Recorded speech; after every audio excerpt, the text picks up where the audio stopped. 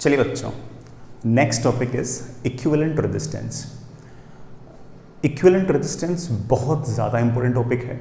इसके खूब सारे सवाल पूछते हैं, इस पर बेस्ड काफ़ी सारे सवाल पूछते हैं। हालांकि आप लोगों ने हल्का फुल्का 10th क्लास के अंदर भी इस बात को देखा होगा कि कैसे कैसे इक्विवेलेंट रेजिस्टेंस वगैरह निकालते हैं, और हल्के फुल्के सीरीज पैरेलल भी आप लोगों ने हो सकता है कि याद किए हों। हालांकि वही सीरीज पैरेलल अब भी होंगे, लेकिन हो सकता है कि ना सिर्फ और सिर्फ इक्विवेलेंट रेजिस्टेंस के अलावा भी और बातें हमसे पूछी जाएं। तो बिल्कुल बेसिक से देखते हैं, ठीक है। मान लीजिए कि बेटा ये कोई बॉक्स है, इस बॉक्स के अंदर कुछ रेजिस्टेंसेज हैं। मुझे नहीं पता कि वो रेजिस्टेंस सीरीज में है या पैरेलल है या किसी और तरीके से जुड़े हुए हैं, बस मुझे इस डब्बे का इक्विवेलेंट रेजिस्टेंस निकालना है। इक्विवेलेंट रेजिस्टेंस क्या है मैं समझाता हूं। इक्विवेलेंट रेजिस्टेंस मतलब वो रेजिस्टेंस जो इस पूरे के पूरे डब्बे को रिप्लेस कर सके, और वो इक्विवेलेंट रेजिस्टेंस लगाने पर वो एग्जैक्टली उतना ही करंट ड्रॉ करे जितना ये सारा का सारा अरेंजमेंट कर रहा है। Let me repeat my statement once again. इस डब्बे के अंदर खूब सारे रेजिस्टेंस हैं, 10, 20, 50, 60 कितने भी हों, वो सारे के सारे मिलकर एक बैटरी से कुछ ना कुछ करंट खींच रहे होंगे।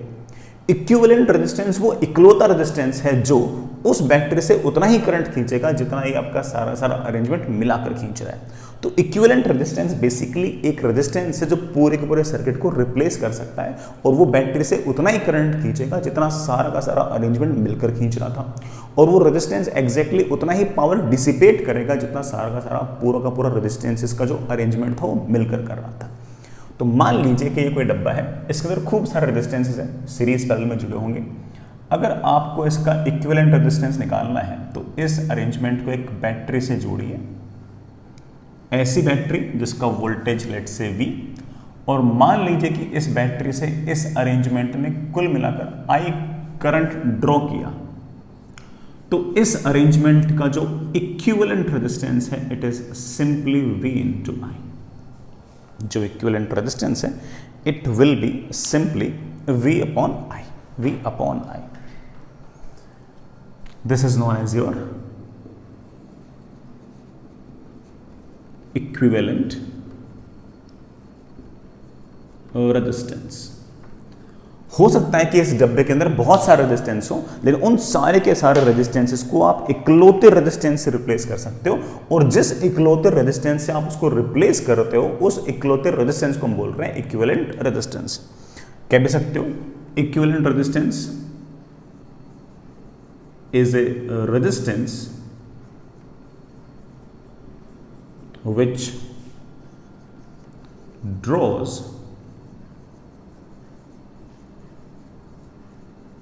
same amount of current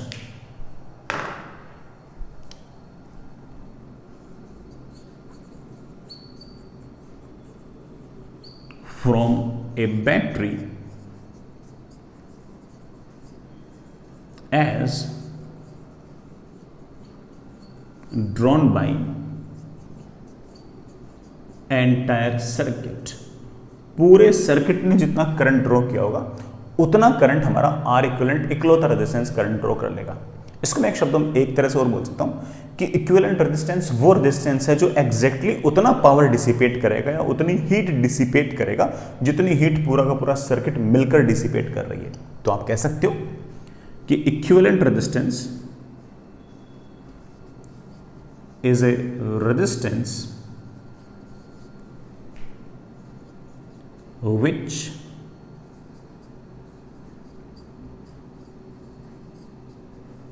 dissipates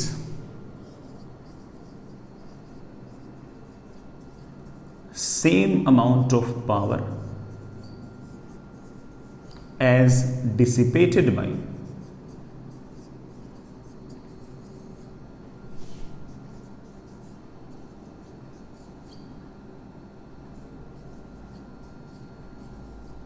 entire circuit.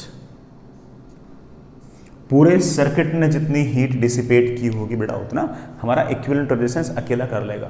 तो कहने का अर्थ तो ये हो गया कि आप प्रैक्टिकल पर्पस के लिए पूरे के पूरे सर्किट को रिप्लेस कर सकते हो एक इकलौते रेजिस्टेंस से, और जिस रेजिस्टेंस से आप पूरे के पूरे सर्किट को रिप्लेस कर सकते हो that resistance is known as your equivalent resistance. बस इतना काफी हमारे लिए इससे हमारा सारा का सारा काम बन जाएगा, इससे हमें किसी प्रकार की कोई दिक्कत आएगी नहीं, है कि नहीं। चलिए, तो ये हम एक बेसिक सी डेफिनेशन समझ गए इक्विवेलेंट रेजिस्टेंस। आगे चलिए बच्चों, अब हम कुछ सिंपल अरेंजमेंट्स पढ़ते हैं, जिन अरेंजमेंट्स के अंदर हम लोगों को ये इक्विवेलेंट रेजिस्टेंस निकालना है। सबसे पहले सीरीज कॉम्बिनेशन। सबसे पहले बेटा वही आसान जो हम लोगों ने पहले से पढ़ रखे हैं। पहला है series combination.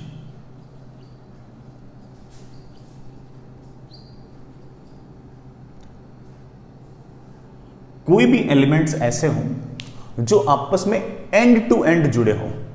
And to and मतलब एक खत्म दूसरा शुरू, दूसरा खत्म तीसरा शुरू, और सब में करंट की वैल्यू सेम हो, तब हम कहेंगे कि सारे के सारे एलिमेंट्स आपस में सीरीज में हैं। लेट मी से लाइक दिस कि मान लीजिए बेटा ये कोई बैटरी है, सॉरी ये रेजिस्टेंस है, ये रेजिस्टेंस है, ये कोई बैटरी है, ये R1 है, ये R2 है, ये बैटरी है EMF E, और मान लीजिए कि बेटा करंट जा रहा है I।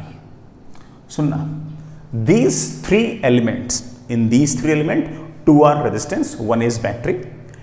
They are connected in series because they are joined end to end. They must be joined and, sorry beta, they must be joined end to end.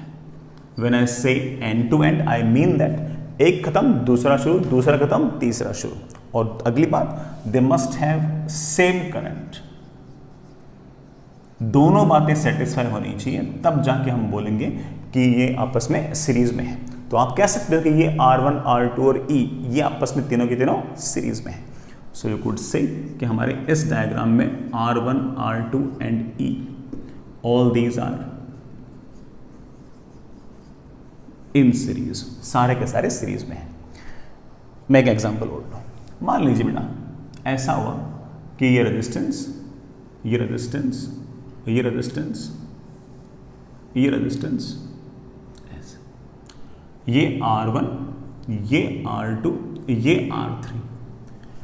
क्या R1, R2, R3 तीनों series में है? तो आप बोलोगे sir तीनों की तीनों जुड़े हुए तो एंड टू एंड है, ये खत्म ये शुरू, ये खत्म ये शुरू। लेकिन सर सब में करंट बराबर हो ऐसा जरूरी नहीं है, क्योंकि अगर यहां पर करंट आई आया तो हो सकता है कि इसमें से कुछ करंट यहां से निकल जाए, कुछ यहां से निकल जाए, तो यहां से हो सकता है कि आई डैश करंट जा रहा हो। तो ऐसे केस में आप ये नहीं कह सकते कि R1, R2, R3 सीरीज में, बल्कि आप बोलोगे सर सिर्फ और सिर्फ R1 और R2 सीरीज में, R3 एंड टू एंड तो कनेक्टेड है, लेकिन उसमें वो वाला करंट नहीं है जो R1 और R2 में है। सो आप कह सकते हो कि इस वाले सवाल के हिसाब से अगर देखें तो R1 and R2 are in series, सिर्फ और सिर्फ R1, R2 ही सीरीज में है, R3 इनके साथ सीरीज में नहीं है, R3 इनके साथ सीरीज में नहीं है। तो दोनों कंडीशन एक साथ फुलफिल होनी चाहिए कि they must be joint end to end and they must have same current. ठीक है बच्चों, आगे चलिए। नेक्स्ट इज, अब इसका हम इक्विवेलेंट रेजिस्टेंस वगैरह सब निकालते हैं, बढ़िया से याद भी करते हैं। हालांकि मुझे लगता है कि आपको पहले से ही सब कुछ याद है, बट मैं सिर्फ उतना ही नहीं बताऊंगा, और भी बड़ा कुछ बातें बताऊंगा। तो सुनिएगा, मान लीजिए कि आपके पास 3 रेजिस्टेंस हैं, एक है R1, एक है R2, एक है R3। इन तीनों का इक्विवेलेंट रेजिस्टेंस निकालना है। तो इन तीनों को मैंने एक बैटरी से कनेक्ट किया जिसका वोल्टेज लेट से V। ठीक है बच्चों, मान लीजिए कि इस V बैटरी से कुल मिलाकर I करंट ड्रॉ किया, ऐसे ऐसे करंट आया, I करंट आया। इस R1 के अक्रॉस पोटेंशियल डिफरेंस आएगा V1, जिसे मैं बड़े आराम से लिख सकता हूं I इंटू R1। इस R2 के अक्रॉस पोटेंशियल डिफरेंस आएगा V2, जिसे हम बड़े आराम से लिख सकते हैं I इंटू R2। इस R3 के अक्रॉस पोटेंशियल डिफरेंस आएगा V3 and that is equals to I into R3। ठीक है, ये प्लस माइनस किस बात के कि ये हायर पोटेंशियल ये लोअर पोटेंशियल, ये वाला प्लस माइनस किस बात का, ये हायर पोटेंशियल ये लोअर पोटेंशियल, ये प्लस माइनस किस बात का, ये हायर पोटेंशियल ये लोअर पोटेंशियल। ठीक है, पूरे सर्किट में केवीएल लगाइए, मजा आएगा। लगाते हैं, चलते गए, बैटरी के लोअर एंड से हायर एंड जाऊंगा, पोटेंशियल बढ़ेगा कितना V। चलते गए, हायर से लोअर आऊंगा, पोटेंशियल घटेगा, कितना पोटेंशियल घटेगा, V1 लिख दो। हालांकि V1 की वैल्यू हम जानते हैं I इंटू R1, बाद में लिख देंगे। यहां से तक पोटेंशियल घटेगा, कितना घटेगा, V2। यहां से तक पोटेंशियल घटेगा V3 and it should be equal to 0। It gives me V minus IR1 minus IR2 minus IR3 is equals to 0। हमारे पास आ गया V by I is equals to R1 plus R2 plus R3। By definition V by I को ही हम R equivalent बोलते हैं। Sir क्यों बोलते हैं, मैं समझाता हूं। इन तीनों रेजिस्टेंस को मैं एक इकलौते रेजिस्टेंस से रिप्लेस करना चाह रहा हूं जिसका रेजिस्टेंस है R इक्विवेलेंट, और मैंने इसको एग्जैक्टली उसी बैटरी से कनेक्ट कर दिया जिसका वोल्टेज है V। ये इकलौता रेजिस्टेंस उतना ही करंट ड्रॉ करेगा जितना ये तीनों के तीनों मिलके कर रहे थे। तो आप कह सकते हो कि सर इसी I को मैं एक स्टाइल से और लिख सकता हूं। कैसे लिख सकता हूं, V अपॉन R इक्विवेलेंट, या R इक्विवेलेंट को कैसे लिख सकते हैं, V अपॉन I। ये लीजिए, जब भी रेजिस्टेंस सीरीज में होंगे तो R इक्विवेलेंट निकालने के लिए, इक्विवेलेंट रेजिस्टेंस निकालने के लिए आप सारे के सारे रेजिस्टेंस को अलजेब्रिकली जोड़ सकते हो, बट आप अलजेब्रिकली जोड़ सकते हो। This is your equivalent resistance, fair enough. Of course हमारा जो R इक्विवेलेंट है वो R1 से ही बड़ा है, R2 से बड़ा है, R3 से बड़ा है, तीनों से बड़ा है। भाई इनका सम है, कोई सम नेगेटिव तो हो नहीं सकता। तो आप कह सकते हैं कि R equivalent is greater than largest of all. R1 R2 R3 तो सबसे बड़ा होगा ना, R इक्विवेलेंट तो उससे ही बड़ा होगा। या फिर ऐसे बोल दो कि R equivalent is more than R1 as well as R2 as well as R3। Series में आप सीधे के सीधे रेजिस्टेंस ऐसे जोड़ सकते हो। मेरे पास और बातें भी हैं, सुनना। कोई मुझसे पूछे कि सर तीनों के across potential difference V1 V2 V3 निकाल सकते हो? हाँ बेटा, क्यों नहीं निकाल सकते। V1 है IR1, दूसरे वाले रेजिस्टेंस के अक्रॉस पोटेंशियल डिफरेंस है IR2, और तीसरे वाले रेजिस्टेंस के अक्रॉस पोटेंशियल डिफरेंस है IR3। So potential difference is directly proportional to resistance. Current सब में सेम है, बल्कि आप ये भी कह सकते हो कि V1 is to V2 is to V3 is basically R1 is to R2 is to R3। जिस रेजिस्टेंस के अक्रॉस पोटेंशियल डिफरेंस सबसे ज्यादा होगा उसका ऑफ कोर्स रेजिस्टेंस सबसे ज्यादा होगा, या अदर शब्द में कहूं तो जिसका रेजिस्टेंस सबसे ज्यादा उसका पोटेंशियल डिफरेंस सबसे ज्यादा, क्योंकि करंट तो सब में सेम है, तो I तो सब में सेम हो गया, इसका R ज्यादा उसका अक्रॉस पोटेंशियल डिफरेंस सबसे ज्यादा। ये वाली बात तो आपको समझ में आई गई होगी, ठीक है ना, बढ़िया है। मैं इस V1 को एक स्टाइल से और लिख सकता हूं, पोटेंशियल डिफरेंस अक्रॉस रेजिस्टेंस 1 को I इंटू R1। I को मैं लिख सकता हूं V upon R equivalent, V upon R equivalent.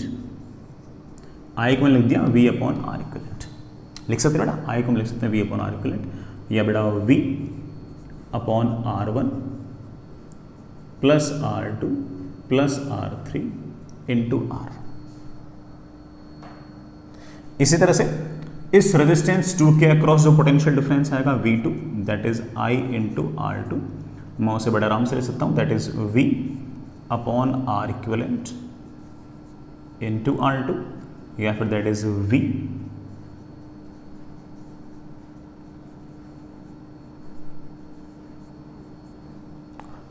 इसी तरह से इस रेजिस्टेंस 3 के अक्रॉस पोटेंशियल डिफरेंस उसको हम बड़े आराम से लिख सकते हैं, that is V upon R equivalent into R3।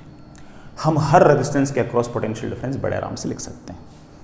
यही नहीं, एक चीज और हमारे काम आ सकती है, और वो है उनके across potential difference. Sorry, potential difference तो आ गया, तीनों के तीनों रेजिस्टेंस ने कितना पावर डिसिपेट किया है, हम वो पावर भी निकाल सकते हैं, पावर भी निकाल सकते हैं। सर कितना पावर होगा, अभी दिखाता हूं।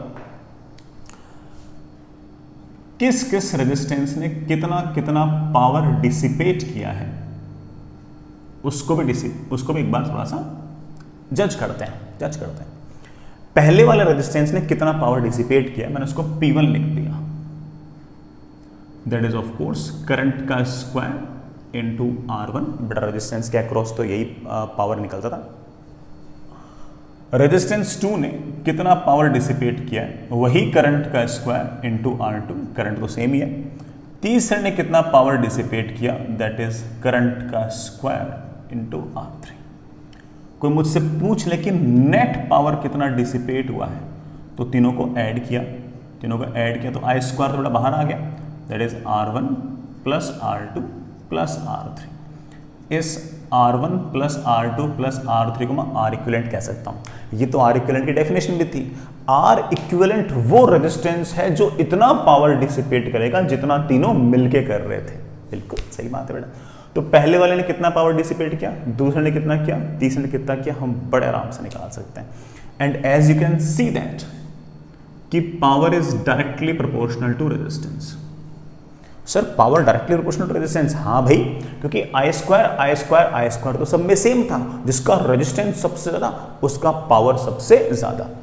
सर ये वाली बात थोड़ी सी अजीब सी लग रही मेरे को। सर आपने रेजिस्टेंस में पावर का ये वाला फॉर्मूला क्यों नहीं लगाया V स्क्वायर बाई आर? क्योंकि सर मुझे लगता है कि V स्क्वायर बाई आर लगाओगे तो power inversely proportional to R आ जाएगा। नहीं आएगा क्योंकि जो V है वो सबका सेम नहीं है, V अलग अलग है। और हम जानते हैं कि V is directly proportional to R, तो इस V के अंदर भी R छुपा हुआ है। तो ऊपर तो R स्क्वायर छुपा हुआ है, नीचे R छुपा हुआ है, तो एक R अब भी कैंसिल हो जाएगा and power is directly proportional to again R। तो मैं कह रहा हूं कि इस फॉर्मूले से बेटर हमारे पास इस सीरीज वाले केस में फॉर्मूला ये है। क्यों? क्योंकि V सब के सब रेजिस्टेंसेस के अक्रॉस सेम नहीं है, लेकिन हर रेजिस्टेंस में से गुजरने वाला करंट सेम है। तो I स्क्वायर तो आप बोल दोगे सर लिखने की जरूरत ही नहीं है। P1 is to P2 is to P3 is basically R1 is to R2 is to R3, जिसका रेजिस्टेंस सबसे ज्यादा उसके थ्रू पावर सबसे ज्यादा है। तो आप कह सकते हो कि तीनों के तीनों रेजिस्टेंसेस ने जो पावर डिसिपेट किया है उसको हम लिख सकते हैं R1 is to R2 is to R3। V square by R formula valid है, मैं मना नहीं कर रहा हूं, लेकिन V सबका सेम नहीं है बेटा। V तो सबका अलग अलग है, वैलिड है वो बेटा। V अलग अलग लिखो बेटा, आंसर भी वही आएगा। मैं करके दिखा दूंगा एक सवाल के अंदर। अभी तक की मुझे लगता है कि आपको सारी की सारी बातें समझ में आ गई बेटा, ठीक है। आगे चलिए, मुझे थ्योरी वाइज सिर्फ इतनी बातें बतानी थी, आगे चलते हैं। अब तो ठीक है बच्चों, सवाल है, सवाल कीजिए। इक्का दुक्का सवाल है, निपटा दीजिए।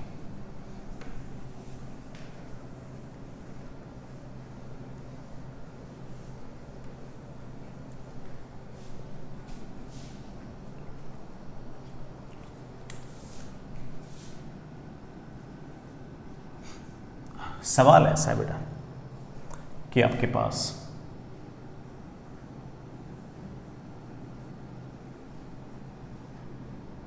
तीन रेजिस्टेंस है, ये battery, this one is 5 ohm, this one is 10 ohm, this one is 20 ohm। Fair enough? This is battery of let's say बड़ा potential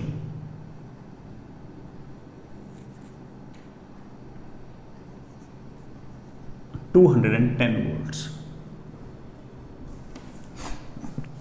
बिल्कुल छोटी छोटी बातें पूछ रहा हूं। पहला सवाल, फाइंड आर इक्विवेलेंट। आप भी कहोगे सर कोई सवाल हुआ, यहां से सर करंट यूं जाएगा, वही करंट 5 ohm में से, वही करंट 10 ohm में से, वही करंट 20 ohm में से, तीनों में से सेम करंट है, एंड टू एंड जुड़े हुए हैं सर, सीरीज में है। तो R equivalent will be 5 + 10 + 20। I think that comes out with 35 ohm। When I say I equivalent is 35 ohm, I mean that I can replace this entire circuit by a single resistance 35 ohm, and I can say that कि इस 210 volt से ये 35 ओम उतना ही current खींचेगा जितना ये तीनों मिलके खींच रहे हैं। कोई बात नहीं। अगला सवाल है फाइंड करंट। बेटा करंट कितना होगा? आप बोलो sir current is of course voltage upon R equivalent. तीनों के तीनों रेजिस्टेंस को इक्वल रेजिस्टेंस रिप्लेस कर दो। I think that comes out be 210 volts upon 35 ohms. बड़ा डिवाइड करना, मेरे ख्याल से 7 से गया तो आई थिंक 6 आ गया। This is 6 ohm, this is 6 ohms. Current आ गया आपका 6 ओम। ये 6 ओम बेटा आपका करंट है, फिर सॉरी 6 ओम नहीं बेटा, वोल्ट पर ओम 6 एम्पियर करंट निकाल रहे हैं। 6 एम्पियर इज द करंट। अगला सवाल find potential difference across each resistance। हर रेजिस्टेंस के अक्रॉस कितना कितना पोटेंशियल डिफरेंस आएगा। इसके अक्रॉस मान लेते हैं पोटेंशियल डिफरेंस आएगा V1, इसके अक्रॉस बेटा मान लेते हैं पोटेंशियल डिफरेंस आएगा V2, और इसके अक्रॉस मान लेते हैं पोटेंशियल डिफरेंस आएगा V3। करंट बेटा आपका I, V1 को हम लिख सकते हैं I इंटू R1।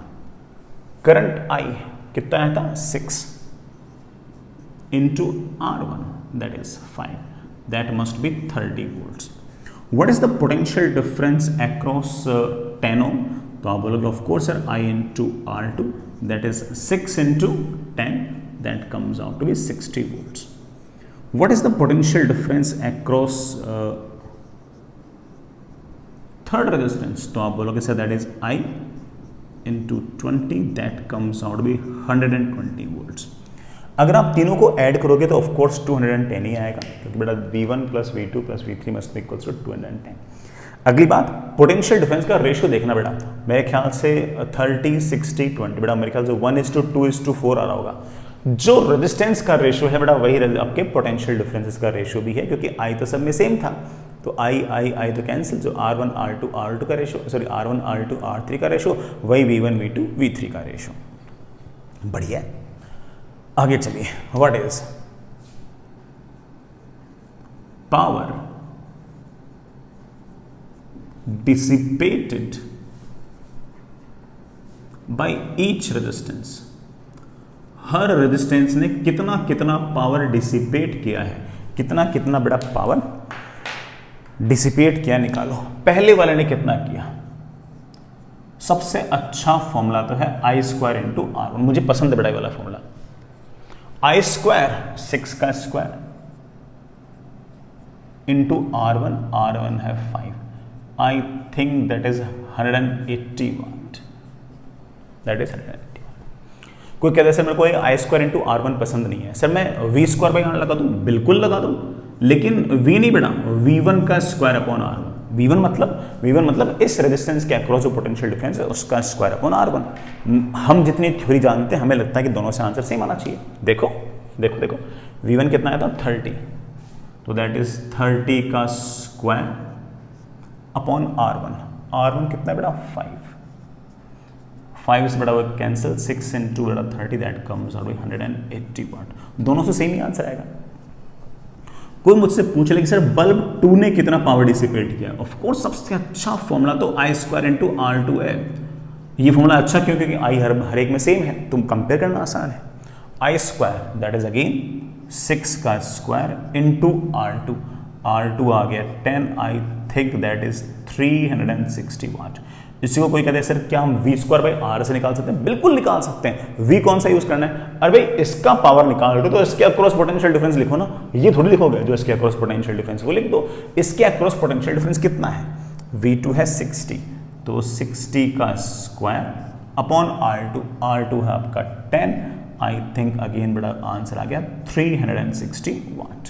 मैं दिखा रहा हूं कि चाहे आप आई स्क्वायर इंटू आर से निकालें, चाहे वी स्क्वायर बाई आर से निकालें, आपके आंसर्स तो सेम ही आएंगे। थर्ड ने कितना पावर डिसिपेट किया है बेटा, P3 is equals to I square into R3, that is 36 into 20, I think 720 watt, 720 watt, 720 watt. V square by R से निकालते बेटा तब भी आंसर आता। इसके अक्रॉस पोटेंशियल डिफरेंस है कितना बेटा, मेरे ख्याल से 120 का तो स्क्वायर अपॉन आर, बेटा आर कितना इसका 20, बेटा 20 से 126, 6 इंटू बेटा 12, बेटा 720 आर, वही 720। आप देख सकते हो कि बेटा ये अगेन 1:2:4 के रेशियो में है, 1:2:4 के रेशियो में है, आना भी चाहिए था, क्योंकि हम जानते हैं कि जो पावर डिसिपेट होगा वो of course directly proportional to resistance होगा, क्योंकि करंट तो सब में सेम है, जिसका रेजिस्टेंस सबसे ज्यादा उसका पावर सबसे ज्यादा। I hope that's okay. आगे चलिए, सवाल सिमिलर है, ऐसा सा ही एक सवाल और पूछ रहा हूं, but it will have some better language, और and you know it very well कि बेटा लैंग्वेज बहुत ही प्राइम रहती है। अच्छा, इस सवाल के अंदर मैं एक बात बोलना भूल गया कि मैं आपसे नेट पावर पूछता तो कैसे निकालते हैं। आप बोलो सर लोड ही नहीं है, नेट पावर निकालना हो तो 720 प्लस 360 प्लस 180 सर ऐड कर लूंगा, आंसर आ जाएगा, बिल्कुल आ जाएगा बेटा। नेट पावर एक तरीके से और निकाल सकते थे, जो इक्विवेलेंट रेजिस्टेंस है उसमें V square by R equivalent लिख दो, या I square into R equivalent लिख दो, तब भी आपका आंसर एग्जैक्टली सेम ही आता है। ठीक है, चलिए एक सवाल, 3 बल्ब है बेटा, there are 3 bulbs, bulb B1 is rated as, बेटा रेटेड मतलब लिखा हुआ उस पर 200 volt 25 watt, bulb B2 is rated as 200 volt 50 watt, and bulb B3 is rated as 200 volt 100 watt। Rated का मतलब ये कि ये लिखा हुआ है, इन तीनों बल्ब से पे लिखे हुए हैं। 200 वोल्ट का पोटेंशियल डिफरेंस लगाओगे तो इतना पावर देगा, 200 वोल्ट का पोटेंशियल डिफरेंस लगाओगे तो इतना पावर देगा, ये 200 वोल्ट का पोटेंशियल डिफरेंस लगाओगे तो इतना पावर देगा, ये लिखा हुआ है। लेकिन हमने क्या किया कि इन तीनों बल्ब को हमने सीरीज में जोड़ दिया, तीनों ही बल्ब को हमने सीरीज में जोड़ दिया ऐसे।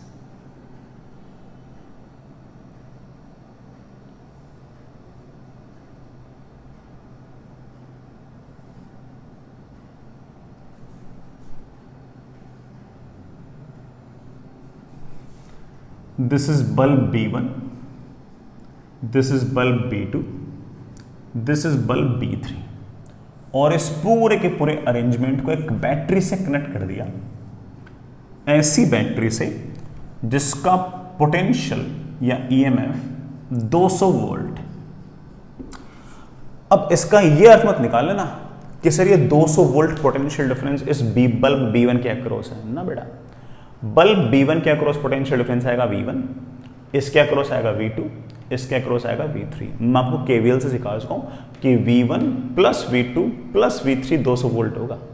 तो इस बल्ब 1 के अक्रॉस पोटेंशियल डिफरेंस 200 वोल्ट नहीं है, 200 वोल्ट से कम है। और जैसे ही बल्ब B1 के अक्रॉस पोटेंशियल डिफरेंस 200 वोल्ट से कम लगाओगे तो आप जानते हो इस बात को कि बेटा ये 25 वाट का पावर नहीं देगा। 25 वाट का पावर तो तब देता जब तुम 200 वोल्ट इसके अक्रॉस लगाते।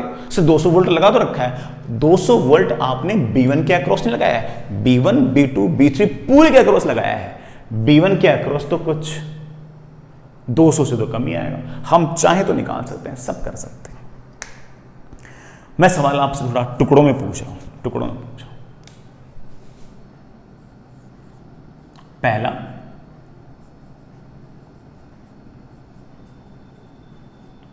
Find resistance of each bulb. बेटा जो भी बल्ब है उसका रेजिस्टेंस निकालो। Find equivalent resistance of circuit. Find current in circuit find potential difference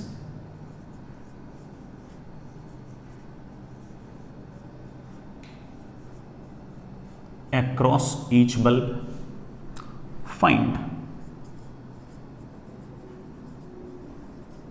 power of each bulb. Sir ये each bulb की पावर लिखी हुई तो है बेटा, ये जो लिखी हुई है ये तब है जब हर बल्ब के across potential difference 200 volt 200 volt 200 volt लगाओ। अब बेटा हर बल्ब के अक्रॉस पोटेंशियल डिफरेंस 200 वोल्ट नहीं है, 200 वोल्ट से कम है। चलो बच्चों करता हूँ यार, करता हूँ। सवाल अच्छा है, लेकिन मुझे ऐसा लगता है कि इस सवाल को करने के लिए जितनी इन्फॉर्मेशन चाहिए ना, मैं सब तुम्हें बता चुका हूँ यार। पहले इन तीनों बल्ब के रेजिस्टेंस निकालते हैं। चलिए बेटा बल्ब को हटा दीजिए और इनकी जगह रेजिस्टेंस दिखा दो ऐसे, कोई दिक्कत नहीं इसमें। बल्ब 1 की जगह रेजिस्टेंस R1, बल्ब 2 की जगह रेजिस्टेंस R2 और बल्ब 3 की जगह रेजिस्टेंस R3।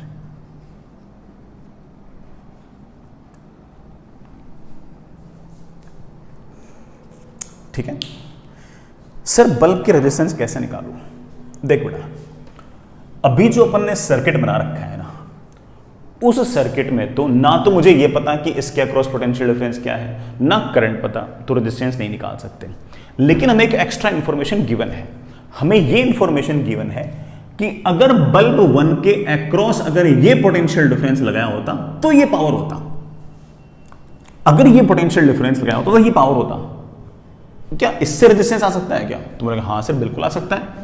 हम कह सकते हैं कि पावर इज बेसिकली v²/r।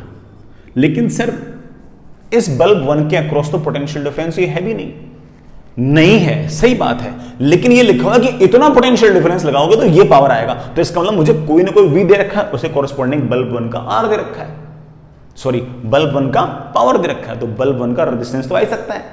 तो आप कह सकते हो कि रेजिस्टेंस इज बेसिकली v²/p।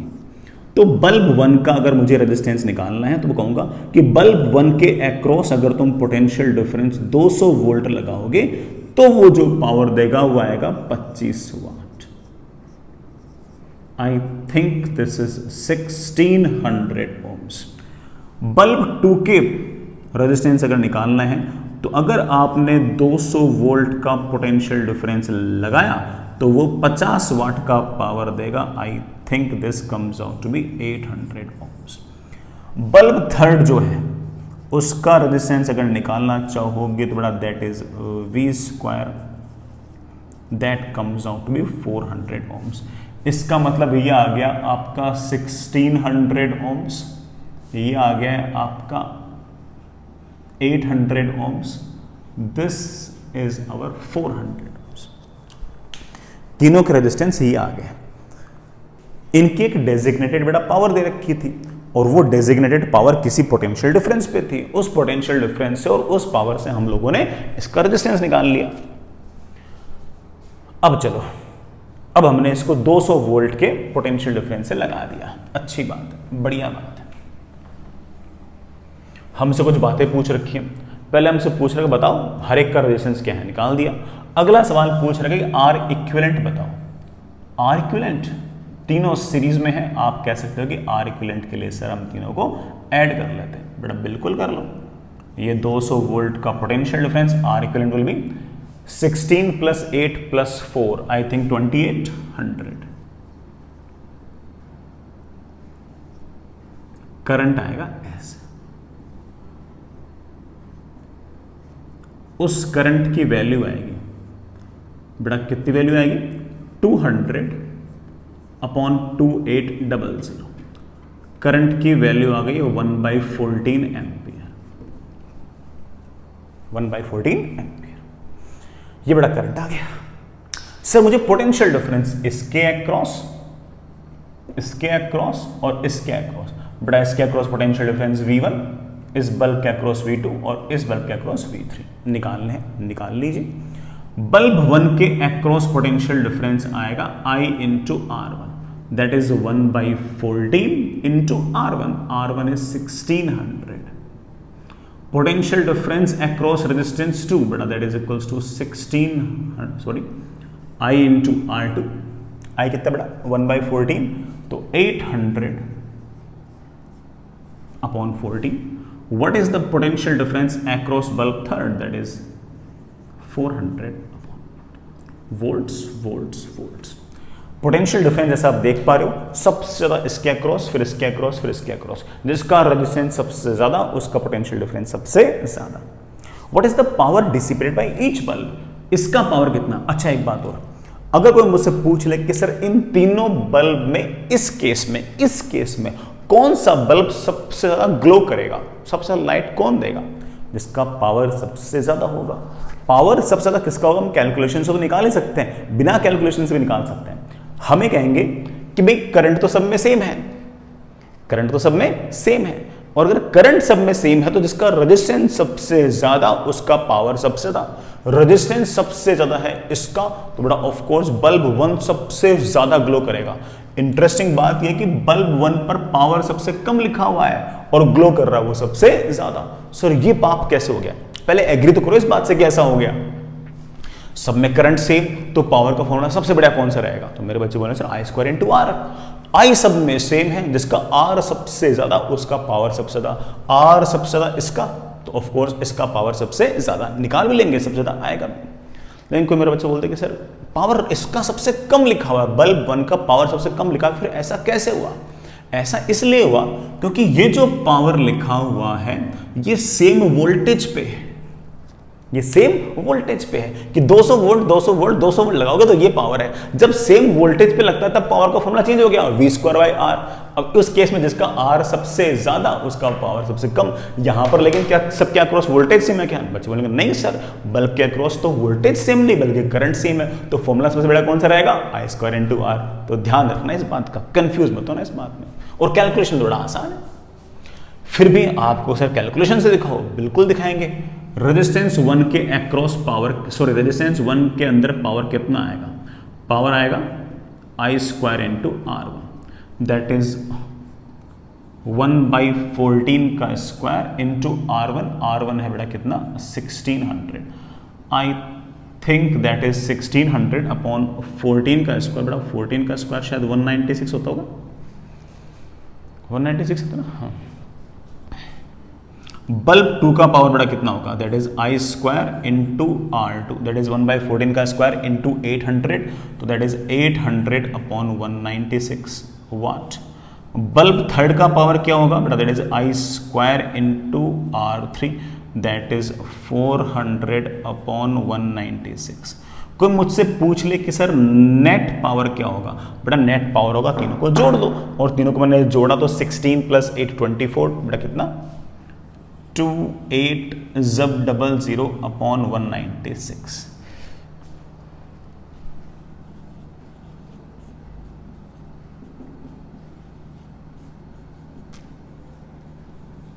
ये बेटा नेट पावर आ रहा है तीनों बल्ब का मिलाकर 100/7 वाट।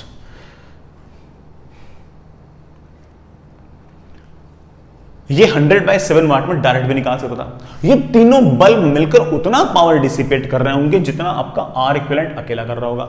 R इक्विवेलेंट कितना कर रहा होगा, तो आप बोलोगे सर R इक्विवेलेंट कर रहा होगा power V square by R लिख दो। इसके R इक्विवेलेंट क्या क्रॉस पोटेंशियल कितना है 200, तो 200 into 200 upon R equivalent. R equivalent कितना है 2800। बड़ा ये 0 0 0 0 कैंसिल हो गया, 2 से बड़ा है कितना हो गया 14। 200/14 बोल दो या 100/7 बोल दो, एक ही बात। तो तीनों बल्ब जितना पावर डिसिपेट करेंगे इक्विवेलेंट रेजिस्टेंस आपका इकलौता ही उन तीनों के बराबर पावर डिसिपेट कर देगा। तो ये है हमारे बेटा सीरीज कॉम्बिनेशन का फंडा। आगे चलते हैं नेक्स्ट। ऑफ कोर्स ये पहला बेटा सीरीज, तो अब पढ़ेंगे हम पैरेलल।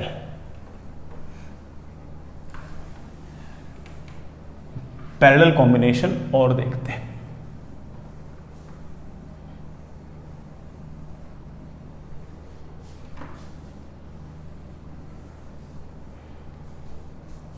चलिए बच्चों,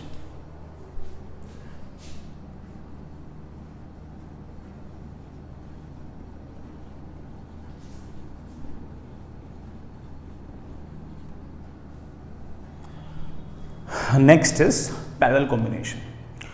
सीरीज कॉम्बिनेशन में हमने कहा कि सबके अंदर बड़ा current same and they must be joined end to end. Parallel combination में कोई एलिमेंट्स को हम पैरेलल में तब कहेंगे जब उनके अक्रॉस पोटेंशियल डिफरेंस सेम होगा। जब पोटेंशियल डिफरेंस सेम होगा तब हम कहेंगे कि ये सारे के सारे एलिमेंट्स पैरेलल कॉम्बिनेशन में है। जैसे बड़ा मान लीजिए कि ये शॉर्ट वायर है, बड़ा मान लीजिए कि ये शॉर्ट वायर है, ये कोई एलिमेंट है यूं, इस डब्बे में कुछ भी बंद हो सकता है, बैटरी हो सकती है, रेजिस्टेंस हो सकता है, कैपेसिटर हो सकता है, इंडक्टर हो सकता है, कुछ भी हो सकता है। ये बड़ा अगेन एलिमेंट है, इस डब्बे के अंदर अगेन कुछ भी बंद हो सकता है।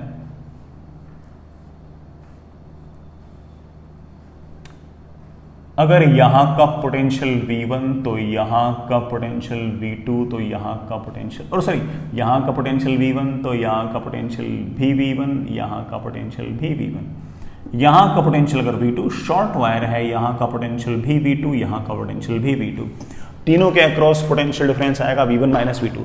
तीनों के अक्रॉस पोटेंशियल डिफरेंस सेम, तो तीनों की तीनों एलिमेंट है आपस में एक दूसरे के पैरेलल। तो आप बड़े आराम से कह सकते हो कि पैरेलल कॉम्बिनेशन के अंदर elements must have same potential difference across them, उनके अक्रॉस पोटेंशियल डिफरेंस सेम है। मैं रेजिस्टेंस के बजाय जानबूझ के मैंने एलिमेंट्स लिखा, कल को अगर कैपेसिटर होंगे ना तब भी बड़ा ये डेफिनेशन दूंगा, परसों अगर मान लो कि इंडक्टर हुए तब भी ये डेफिनेशन दूंगा, मैं डेफिनेशन चेंज नहीं करूंगा और मुझे बार बार बोलने की जरूरत भी नहीं पड़ेगी। ठीक है, आगे चलते हैं। अच्छा, नेक्स्ट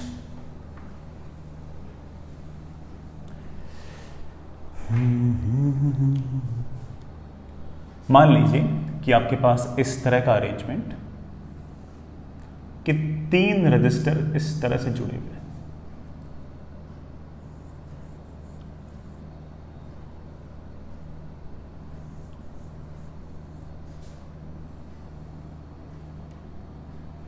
इसका रेजिस्टेंस R1, इसका रेजिस्टेंस R2 और इसका रेजिस्टेंस R3। अब देखो, यहां का पोटेंशियल, यहां का पोटेंशियल, यहां का पोटेंशियल सेम, यहां का पोटेंशियल, यहां का पोटेंशियल, यहां का पोटेंशियल सेम, इसके अक्रॉस पोटेंशियल डिफरेंस, इसके अक्रॉस पोटेंशियल डिफरेंस, इसके अक्रॉस पोटेंशियल डिफरेंस सेम। तो तीनों की तीनों आपस में कैसे हैं? पैरेलल। मैंने इस पूरे अरेंजमेंट को एक बैटरी से जोड़ दिया जिसका वोल्टेज है लेट से V, और इस V वोल्टेज की बैटरी से इसने I करंट खाया। तो by definition we know that कि R equivalent is basically V by I। हम जानते हैं इस बात को। पोटेंशियल्स मार्क करते हैं, यहां का पोटेंशियल 0, यहां का 0, यहां का 0, यहां का 0, यहां का 0, 0, यहां से जाऊंगा V बढ़ेगा, तो यहां का पोटेंशियल V, यहां का पोटेंशियल V, यहां का V, यहां का V, यहां का। हमने बातों ही बातों में इस रेजिस्टेंस के अंदर से गुजरने वाला करंट पता कर लिया है।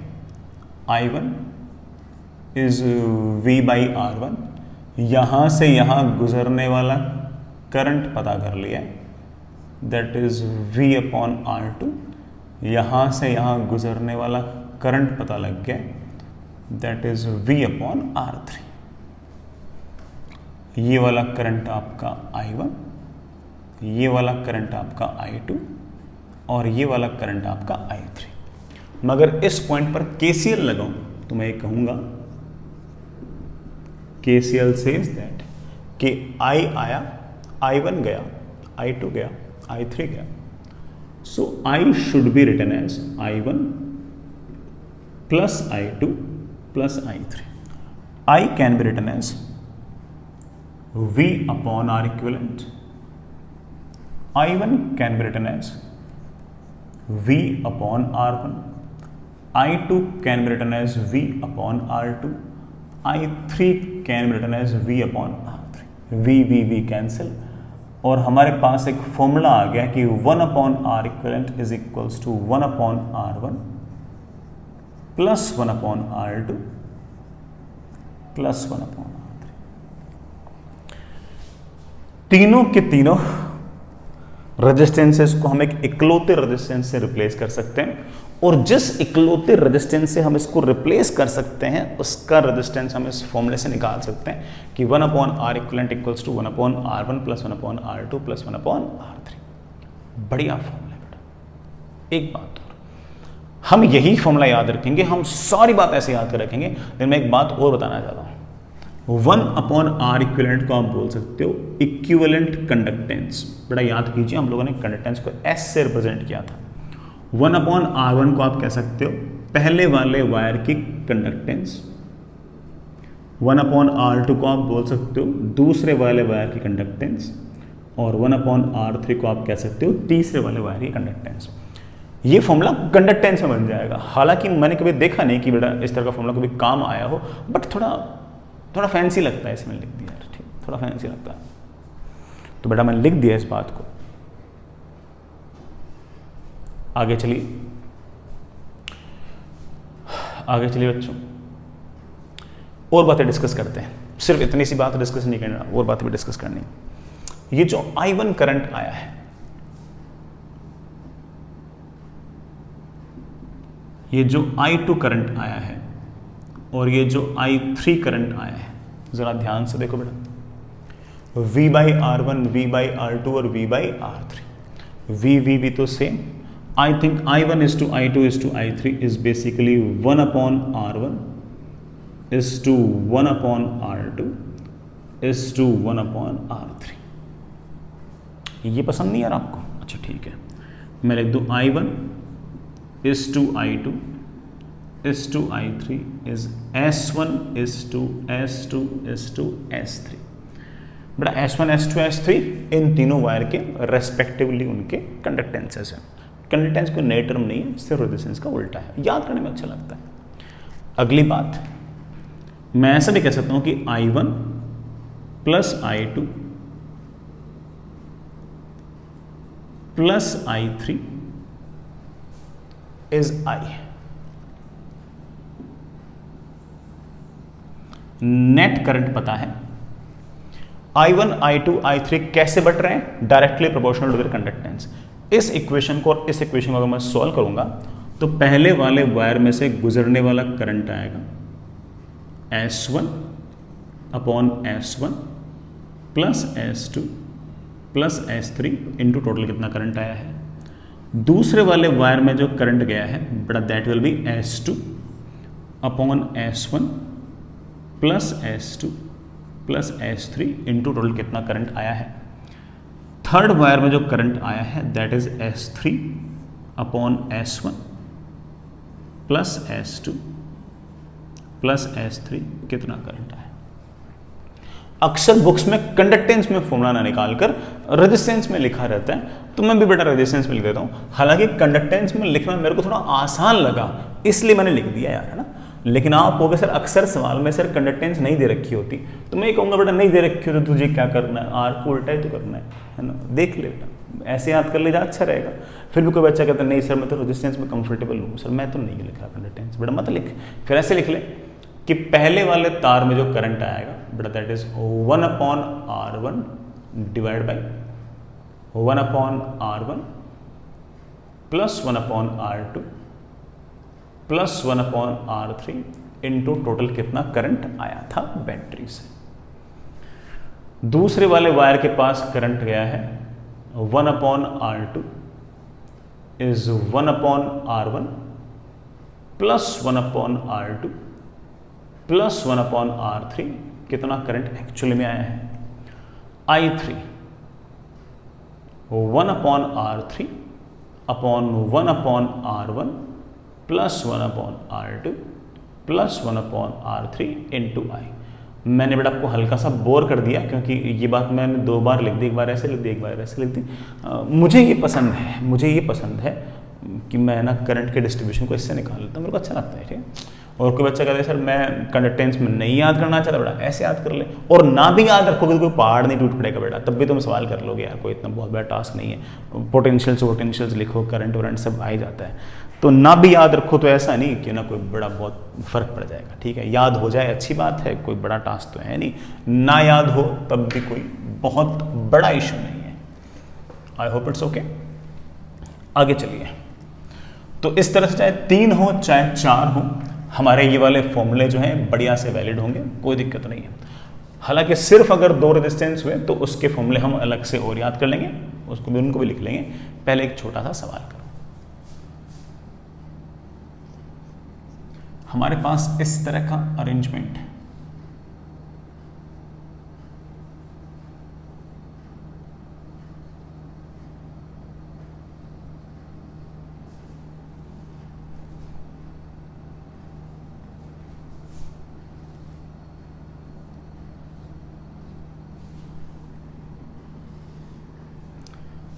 this one is 6 ohm, this one is 3 ohm, this one is 2 ohm,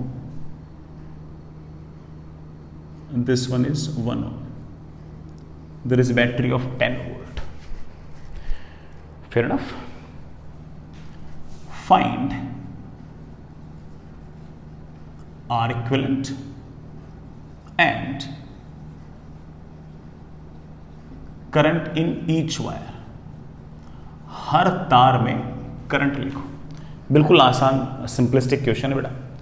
ये 6, 3 and 2 all of them are in parallel, तो इन तीनों का अगर आर इक्विवेलेंट निकालना है तो that is 1 upon R equivalent is 1/6 plus 1/3 plus 1/2।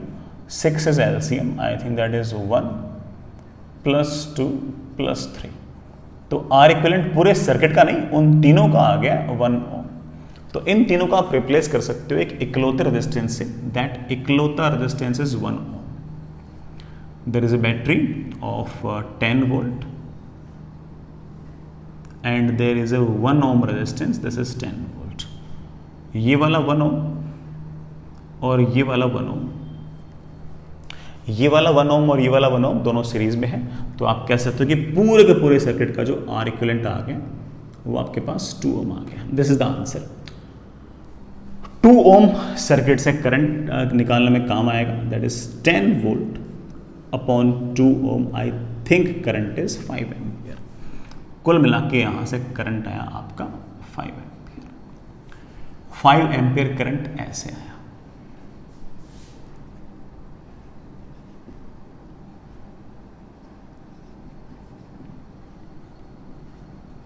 Ampere current ऐसे। हर तार में कितना करंट गया बेटा वो भी निकाल सकते हैं। हमने जो फॉर्मूले निकालने थे उससे भी आंसर आएगा, और फॉर्मूला ना याद करो तो लॉजिक से भी आ जाएगा, कोई इतना इशू है नहीं। सर लॉजिक से कैसे आएगा बेटा? लॉजिक से ऐसे आएगा, पोटेंशियल मार्क करके। मान लीजिए कि यहां पोटेंशियल 0, तो यहां पोटेंशियल 0, यहां पोटेंशियल 0, यहां पोटेंशियल 0, यहां पोटेंशियल 0। यहां से यहां सीधा लिख दो E minus I R. Sir E minus I R, हाँ भाई बैटरी काम कर रही है सोर्स की तरह, तो यहां से तक का पोटेंशियल डिफरेंस होता है E माइनस आई आर।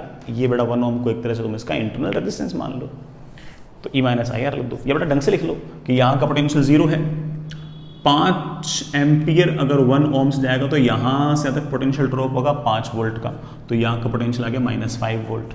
यहां से यहां 10 वोल्ट बढ़ेगा, -5 में बेटा 10 बढ़ा तो 5 आ गया, तो यहां का पोटेंशियल आ गया 5 वोल्ट। यहाँ का पोटेंशियल भी 5 वोल्ट, यहाँ का पोटेंशियल भी 5 वोल्ट, यहाँ का पोटेंशियल भी 5 वोल्ट, और यहाँ का पोटेंशियल भी 5 वोल्ट। इसमें करंट आएगा ऑफ कोर्स 5/6 एम्पियर, इसमें करंट आएगा 5/3 एम्पियर, और इसमें करंट आएगा 5/2 एम्पियर। तो हम लॉजिक से भी निकाल सकते हैं, लेकिन कोई बच्चा कहते हैं कि सर फॉर्मूले से भी आएगा क्या? अरे बेटा क्यों नहीं आएगा। इस I1 को हम लिख सकते हैं S1, S1 मतलब 1/6 divide by 1/R1 plus 1/R2 plus 1/R3, that is 1 upon R equivalent, that is 1 upon R equivalent. R equivalent हमारा 1 था, इनटू एक्चुअल में कितना आ रहा है 5। आंसर आ गया दैट इज 5/6। सर ये I2 कितना आएगा? सर इसमें I2 अगर मुझे फॉर्मूले से निकालना है बिल्कुल निकाल सकते हो। I2 is 1 upon R2, R2 है बेटा 3, that is 1 upon R1 plus 1 upon R2 plus 1 upon R3। 1 upon R1 plus 1 upon R2 plus 1 upon R3 can be written as 1 upon R equivalent into actually कितना current है आपके पास 5 ampere, I think that comes out be 5/3 ampere. यहाँ पर I3 can be written as I3 can be written as 1/R3, R3 is 2 upon 1/R1 plus 1/R2 plus 1/R3, but 1/R1 plus 1/R2 plus 1/R3 is this, I think, into actual कितना current आया 5, the answer comes out to be 5/2 ampere. ये answer है। एक बात हो, I1 हम लोगों ने याद किया कैसे, 1/R1 divide by 1/R1 plus 1/R2 plus 1/R3 into actually कितना करंट इस पैरेलल सर्किट में आ रहा है। इसको आप एक स्टाइल से वो याद कर सकते हो कि it is 1/R1 divide by 1/R equivalent into actually कितना करंट आ रहा है। इसे आप ऐसे भी लिख सकते हो R equivalent upon R1 into actually कितना करंट आ रहा है। दूसरे वाले वायर में कितना करंट आएगा उसको आप लिख सकते हो R equivalent upon R2 into I। तीसरे वाले वायर में कितना करंट आ रहा है, that is R equivalent upon R3 into I। ठीक है ना, आगे चलिए, आगे चलिए। नेक्स्ट इज, ये तो हमने फॉर्मूले निकाले कि करंट कैसे बटेगा, ये भी हमने देख लिया। हमने 3 रेजिस्टेंस होंगे तब क्या होगा वो भी देख लिया। सारे काम ही बड़ा आसान थे, लेकिन 2 वायर का एक आंसर हमें और याद करना है, क्योंकि अक्सर सवालों में 2 वायर रेजिस्टेंस के पैरेलल में होते हैं, तो उनका फॉर्मूला भी हमें याद करना चाहिए। वो फॉर्मूला अगर याद रहेगा तो हमें काफ़ी हेल्प रहेगी। तो मान लीजिए कि आपके पास 2 वायर हैं ऐसे, और दोनों इस तरह से पैरेलल में है। ये रेजिस्टेंस R1। हाँ बच्चों, हम ये डिस्कस कर रहे थे कि अगर मान लीजिए कि सिर्फ और सिर्फ 2 रेजिस्टेंस हो तो उसके भी हमें कुछ स्टैंडर्ड फॉर्मूला याद कर लेने चाहिए अगर वो दोनों रेजिस्टेंस पैरेलल में हो तो। जैसे मान लीजिए कि आपके पास एक रेजिस्टेंस है R1 और एक रेजिस्टेंस है R2। ये दोनों रेजिस्टेंस आपस में पैरेलल में है। जो नेट करंट आया है वो मान लेते हैं I0। इसमें से ऊपर से जो करंट गुजरा वो I1 और नीचे से जो करंट गुजरा वो I2। Fair enough. अगर मुझे इसका R इक्विवेलेंट लिखना है, that is very simple. R equivalent निकालने के लिए 1/R equivalent is 1/R1 plus 1/R2। तो यहां से आप एक फॉर्मूला और याद कर सकते हो कि R equivalent is basically R1R2 upon R1 plus R2। ठीक है। एक बात और, इन I1 I2 की बात और कर लें। हालांकि 3 वायर थे तब भी हमने रिजल्ट याद कर लिया, यहां भी हम एक रिजल्ट याद कर सकते हैं, और वैसे याद कर सकते हैं कि I1 plus I2 is I0, कि I1 plus I2 is I0 by KCL। और दूसरी बात कि अगर ये दोनों वायर अगर पैरेलल में हैं तो यहां से यहां तक का पोटेंशियल डिफरेंस और यहां से तक का पोटेंशियल डिफरेंस सेम होना चाहिए। यहां से यहां तक का पोटेंशियल डिफरेंस है I1 R1, यहां से यहां तक का पोटेंशियल डिफरेंस है I2 R2। तो मैं कह सकता हूं कि I1 R1 is equal to I2 R2। यहां से मैं कह सकता हूं कि I1 upon I2 is basically R2 upon R1। मतलब करंट बटेगा, कैसे बटेगा? Inversely proportional to resistance. जिसका रेजिस्टेंस कम वो करंट ले जाएगा ज्यादा। ठीक है। 2 इक्वेशन है, 2 वेरिएबल हैं। आप I1 निकालना चाहो निकाल सकते हो, that is R2 upon R1 plus R2 into I0। एक आंसर आ गया। इसी तरह से दूसरा वाला वायर जो करंट लेकर जाएगा that will be R1 upon R1 plus R2 into I0। ठीक है। इस बात पे एक छोटा सा जैसे एग्जाम्पल करके दिखाऊं। जैसे मान लीजिए कि आपके पास कोई 2 रेजिस्टेंस है, एक है आपका 3 ओम, एक है बड़ा आपका 6 ओम। दोनों इस तरह से पैरेलल हैं। मैंने इसको R1 बोल दिया, इसे मैंने R2 बोल दिया, और इसमें कुल मिलाकर मान लीजिए कि 18 एम्पियर करंट आ रहा है, जो आ रहा है मैंने उसको आई नॉट लिख दिया। 6 और 3 अगर दोनों पैरेलल में है तो इक्विवेलेंट रेजिस्टेंस आएगा 6 into 3/6 plus 3 that is 18/9, R equivalent आएगा 2 ओम। ठीक है, अब बात आती है कि यहां से कितना करंट जाएगा और यहां से कितना करंट जाएगा। अब देखो रेजिस्टेंस है 1:2 के रेशियो में, तो करंट बटेगा 2:1 के रेशियो में। रेजिस्टेंस है 1:2 के रेशियो में, तो करंट बटेगा 2:1 के रेशियो में। 18 एम्पियर को अगर मैं 2:1 रेशियो में डिवाइड करूंगा तो यहां से करंट आएगा 12 एम्पियर, यहां से करंट आएगा 6 एम्पियर। ऑलरेडी बोल सकते हैं, कोई दिक्कत नहीं है। फिर भी अगर आप जिद करोगे कि सर I1 ढंग से लिखाओ, मैं लिखा दूंगा I1 will be equal to R2 upon R1 plus R2 into actual कितना करंट आया है। As you can see that it is 12 ampere. अगर कोई मुझसे पूछ ले कि सर I2 कितना आएगा, मैं बोलूंगा that is R1 upon R1 plus R2 into actual कितना करंट है, बेटा that comes out be 6 ampere. तो ऊपर से बेटा 12 एम्पियर, नीचे से आपका 6 एम्पियर। तो ऐसे 2 वायर वाला आप अलग से चाहो तो याद कर सकते हो, कभी बेटा इसका काम भी पढ़ सकते हैं। चलिए नेक्स्ट एक सवाल है बच्चों, सिंपल सीरीज पैरेलल का ही सवाल है, बड़ा सिंपल सीरीज पैरेलल का ही सवाल है। सवाल इस तरह से कि ये सर्किट है बेटा 6 ओम 3 ओम 4 ओम 4 ओम 3 ओम 2 ओम 4 ओम, एक बैटरी लगा रखी है 120 वोल्ट की। सवाल है कि पूरे के पूरे सर्किट का बैटरी के अक्रॉस आर इक्विवेलेंट निकालना है, और जो टफ वाला सवाल है वो है ये कि find current in each wire. हर तार में करंट बताना है। बताएंगे, बिल्कुल बताएंगे। सबसे पहले ये 4 और 2 सीरीज में है, 4 and 2 comes out to be 6। तो आप कह सकते हो कि sir basically it is something like this.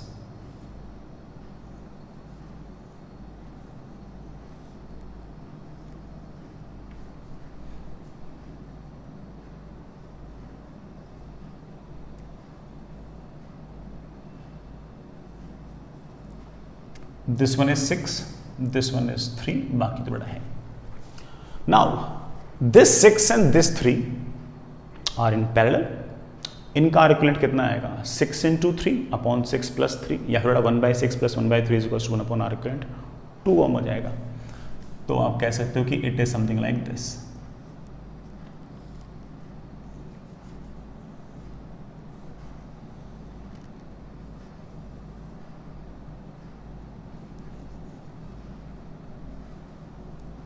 This is 2 ohm. इन दोनों को रिप्लेस कर दिया 2 ओम से, यहां बेटा पहले से 4 ओम था यहां।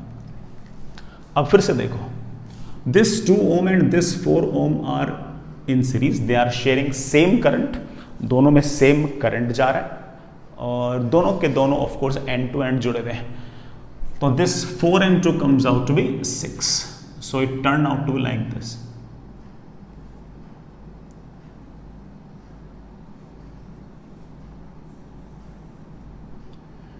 This 4 and 2 comes out to be 6। इन दोनों को बड़ा हटा के इकलौते रेजिस्टेंस से रिप्लेस कर दो। 6 से ये 3 है, ये 4 है, सॉरी ये 4 है, ये 6। Now this 6 and 3 are in of course parallel. Equivalent resistance will be 6 into 3 upon 6 plus 3, that is 2। It turns out to be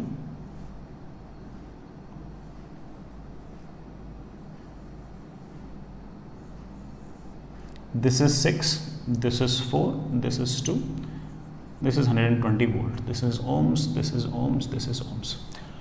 ये दोनों सीरीज में 6 आ गया, वो 6 और 3 आपस में पैरेलल, 6 और 3 कितना हो गया 2, वो 2 और ये 4 आपस में कैसे सीरीज, वो 6 और ये 3 बेटा किस में पैरेलल। ऐसे करते करते यहाँ तक पहुँच के अगर कोई मुझसे पूछ ले कि आर इक्विवेलेंट कितना है, तो आई would say that R equivalent is this plus this plus this, that is 6 plus 2 plus 4, that is I think 12। R equivalent आ गया 12 ओम। तो कोई मुझसे पूछेगा कि कितना करंट आएगा, तो मैं बोलूंगा that is 120 upon 12, the current comes out with 10 ampere. ये 10 एम्पियर करंट आएगा ऐसे। ये वाला तो 4 ओम और ये तो 6 ओम है, ये तो एक्चुअल सर्किट में है, तो आप कह सकते हो कि हाँ भाई इनमें तो करंट 10 एम्पियर ही आएगा। लेकिन ये जो आपने 2 ओम लिखा हुआ है, ये 2 ओम यहां पर है ही नहीं, ये 2 ओम तो इन सबका मिलाकर इक्विवेलेंट रेजिस्टेंस है, तो इन सब में मिलाकर करंट क्या होगा बेटा आपका 10 एम्पियर। देख लेंगे, यहां से करंट आया था आपके पास 10 एम्पियर, यहां से करंट आया था 10 एम्पियर, ये 3 and 6 of course they are in parallel. इस 10 एम्पियर को बांट लेंगे, कैसे बांट लेंगे? Inversely proportional to their resistance. Resistance है 1:2 के रेशो में, तो करंट बढ़ जाएगा 2:1 के रेशो में। 2:1 के रेशो में अगर डिवाइड करोगे तो ये वाला करंट आएगा आपके पास 20/3 एम्पियर, ये वाला करंट आएगा 10/3 एम्पियर।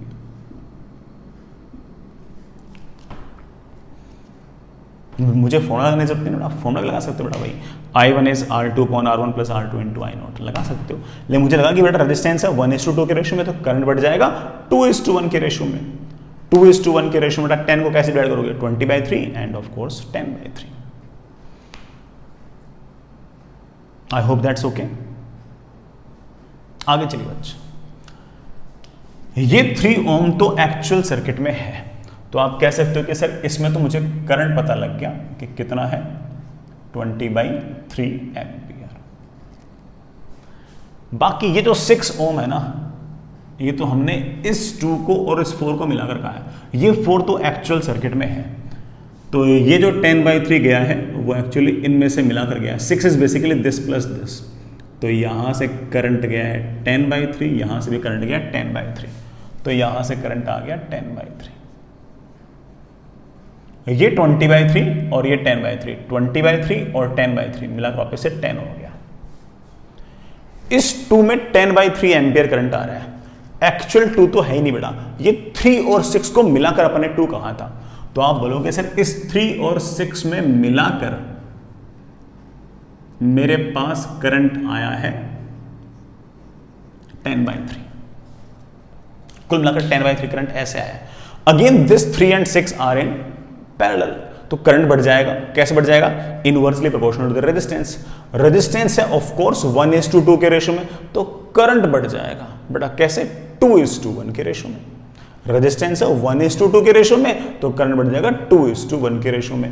तो यहां से जो करंट आएगा बेटा वो आएगा 10/9, और इसमें से जो करंट आएगा बेटा वो आएगा 20/9। फॉर्मूले से निकाल सकते हो कि I1 will be equal to R2/R1 + R2 × I0, या फिर बेटा जी I2 is equal to R1/R1 + R2 × I0।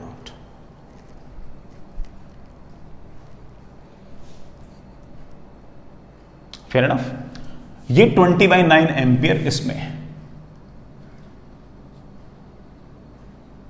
ये 4 ओम और ये 2 ओम, यही तो आपका 6 ओम है।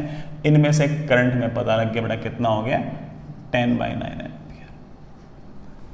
20/9 एम्पियर इधर से आया, 10/9 एम्पियर इधर से आया, मिलकर हो गया 30/9 एम्पियर।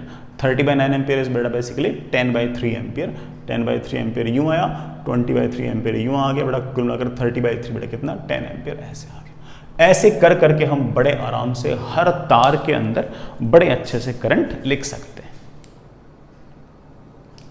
ठीक है बच्चों, चलिए बेटा सीरीज पहले में थोड़ा सा भी और बाकी है, कल करते हैं। शीट में अभी बेटा फिलहाल कोई सवाल ऐसा है नहीं कि जो हम कर सकें, सो एक बार से यही रखते हैं।